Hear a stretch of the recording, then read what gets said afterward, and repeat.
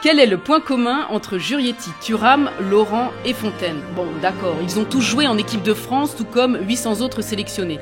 Mais arrêtons-nous sur ces Bleus détenteurs d'un record. Bienvenue dans un nouvel épisode de la Coupe du Monde de football pour la petite histoire. Depuis la création de l'équipe de France de football, plus de 200 joueurs ont fêté leur première sélection sans savoir que ce serait aussi la dernière.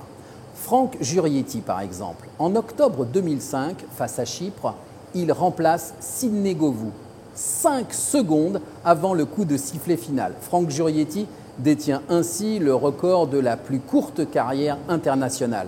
Il détrône Bernard Boissieu, qui lui avait joué 2 minutes lors de son unique sélection contre le Portugal le 26 avril 1975.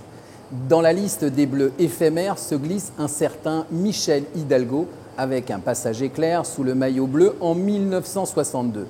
Mais Hidalgo détient le record de longévité sur le banc avec 8 ans et 3 mois. Oui, de 1976 à 1984, il est sélectionneur des Bleus avec un palmarès extraordinaire. 79 matchs disputés, 41 victoires, 16 nuls, 18 défaites. Un championnat d'Europe des nations en 1984 et des qualifications pour 2 Coupes du Monde en 1978 et 1982. Ce tour des Bleus ne serait pas complet sans parler des buteurs. Et le premier d'entre eux n'est pas juste Fontaine, mais Lucien Laurent. Oui, Lucien Laurent est sélectionné pour la Coupe du Monde 1930 en Uruguay, la première de l'histoire. Titulaire lors du match d'ouverture disputé face au Mexique le 13 juillet 1930, Lucien Laurent ouvre le score. C'est donc un Français qui marque le premier but de l'histoire de la Coupe du Monde.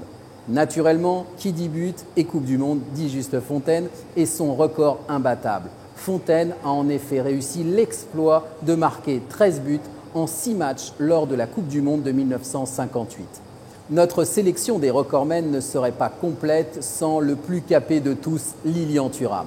Il a été sélectionné 142 fois en équipe de France. Fait remarquable, le 8 juillet 1998, lors de la demi-finale de la Coupe du Monde, Thuram qualifie la France en inscrivant 2 buts contre la Croatie, les 2 seuls buts de sa carrière chez les Bleus. Mais le foot et les records sont impossibles sans les arbitres. Un arbitre français est détenteur de plusieurs records, Joël Quignoux, meilleur arbitre français à la fin des années 1980. Il a arbitré 8 rencontres en 3 Coupes du Monde, au Mexique, en Italie et aux États-Unis, et affiche ainsi le record du nombre de matchs arbitrés lors de cette compétition.